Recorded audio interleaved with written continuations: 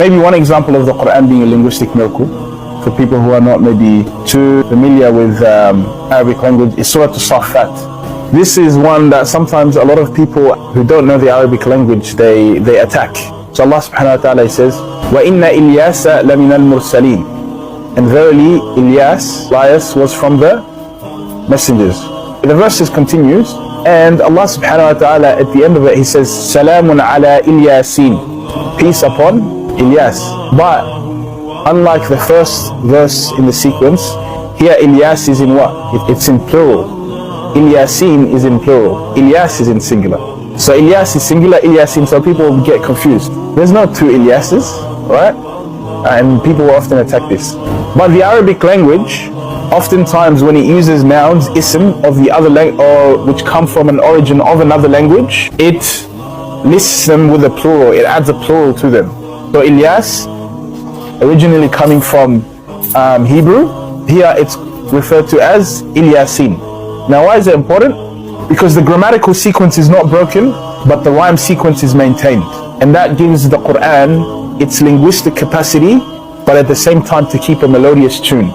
So you go, وَإِنَّ إِلْيَاسَ لَمِنَ الْمُرْسَلِينَ إِذْ قَالَ لِقَوْمِهِ أَلَا تَتَّقُونَ أتدعون بعلا وتذرون أحسن الخالقين الله ربكم ورب آبائكم الأولين فكذبوه فإنهم لمحضرون إلا عباد الله المخلصين وتركنا عليه في الآخرين سلام على إلياسين إنا كذلك نجزي المحسنين إنه من عبادنا المؤمنين.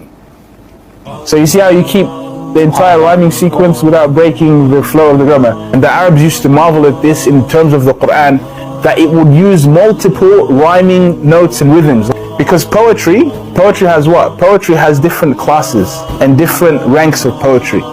And the Quran in singular chapters can flow between one and another while keeping the rhyme sequence, not breaking the grammar, maintaining the meaning, and speaking about a story that happened in a different historical context, a different time, and still conveying the message that is needed to be done. Because usually the poet, if you guys would be familiar with music, a poet will break grammatical rhythm in order to what? Keep the rhyme sequence. And sometimes they keep the rhyme sequence, but they're not able to make any sense in terms of the story arc. At no point in the time, at no point in anything does the Quran ever break grammatical rules while keeping its rhyme sequences, while maintaining absolute historical accuracy and conveying the message. And the Quran does this over a period of what? 23 years. Coming from the mouth of a man who could not read or write. Alright.